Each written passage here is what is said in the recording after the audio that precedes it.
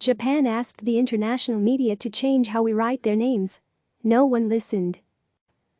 Hong Kong. In a full-page spread on March 2, 1979, the Los Angeles Times introduced its readers to Pinyin, a Chinese romanization system it said was changing the familiar map of China. In the new system, Canton becomes Guangzhou and Tientsin becomes Tianjin. Most importantly, the newspaper would now refer to the country's capital as Beijing, not Peking. This was a step too far for some American publications.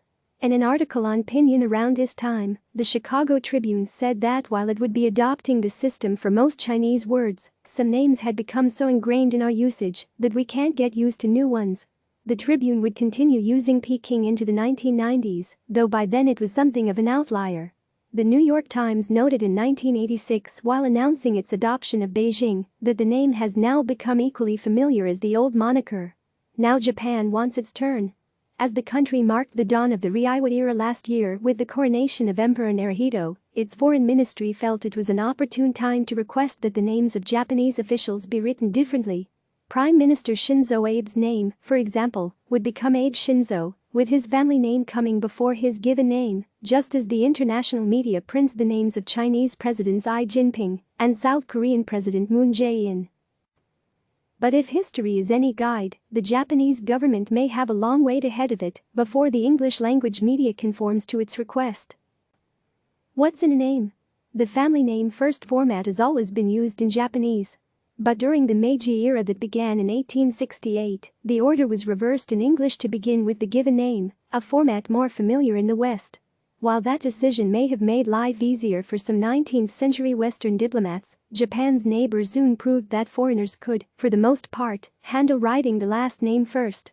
And for almost 2 decades now, Tokyo has been trying to reverse the Meiji reversal.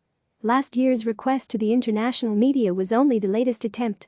Japan is being hoisted on its own petard, said Jeff Kingston, director of Asian Studies at Tokyo's Temple University. He added that in the past, the country was eager to distance itself from its neighbors so as not to be confused with them. Now, though, it wants the West to treat it the same. It's not only foreigners who are slow to change, however. Many Japanese are accustomed to writing their names in English with the family name last, and even the Japanese government has been inconsistent at best in adopting the new old system. A Google search shows that, while the websites of the Cabinet Office and the Japanese Parliament refer to the Prime Minister as Abe Shinzo, the Foreign Office, despite being the one to issue the request last year, still calls him Shinzo Abe. Japan's Ministry of Foreign Affairs and the Cabinet Office did not respond to a request for comment for this article. Even if Japan does achieve some consistency across its own government, Peking became Beijing in the American press, thanks largely to the widespread adoption of the new name, and Pinyin generally, by the U.S. State Department. Japan may need to lobby diplomats to make the change before it can get journalists to follow suit. Inertial loop. In 1979, changing from Peking to Beijing required newspapers to print an explanation for their readers, but at least they didn't have to go back in the archive and fix all previous mentions. Today, adopting a new format for Abe Shinzo, let alone all Japanese names, would require editing every published mention of the politician, or else tolerating an inconsistency that could confuse readers and the search engines websites rely on for much of their traffic. The audience likes consistency, so you have to figure out how seamlessly and consistently a style change can be integrated, said Doris Truong, Director of Training and Diversity at the Poynter Institute, a journalism school in the United States. For now, most media outlets are unwilling to make a change if no one else is, creating an inertial loop whereby inaction begets inaction. CNN Business could not find any major publication which refers to the Japanese Prime Minister as Abe Shinzo, and no outlet which responded to a request for comment suggested such a switch was imminent. We have not received a request, and at this time we have no plans to change long-standing and widely accepted style, said the Associated Press.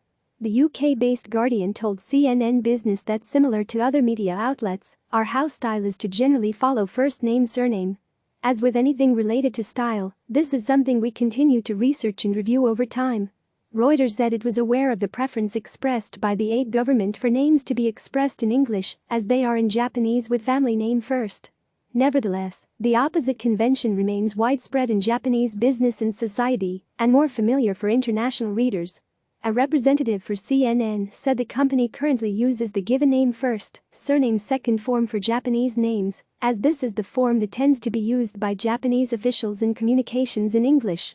However, styles evolve, and in the event of a formal request from the Japanese government or other significant change we would of course reconsider this, they added.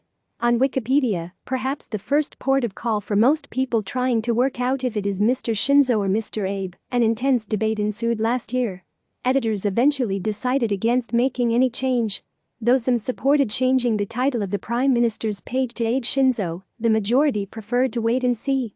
One editor wrote, "This should only change if when most English-language sources follow suit."